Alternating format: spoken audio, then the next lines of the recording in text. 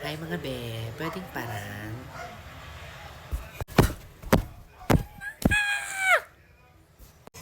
Even after this moment, hindi pa rin ako makamove on.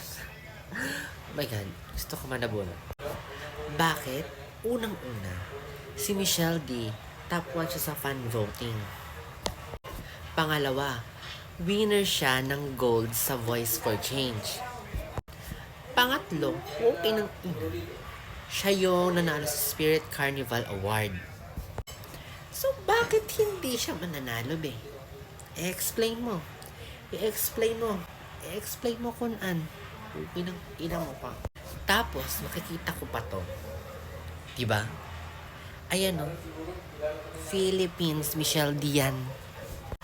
Which is na-post na daw yan ng Miss Universe organization or nung sa El Salvador na Miss You page na yan ang original top 5. And then, sabi, nai-instruct na sa mga cameraman kung sino talaga ang pasok.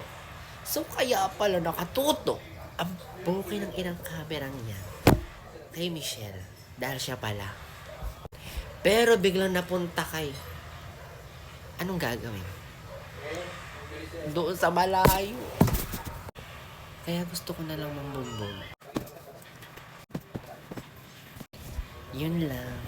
Thank you.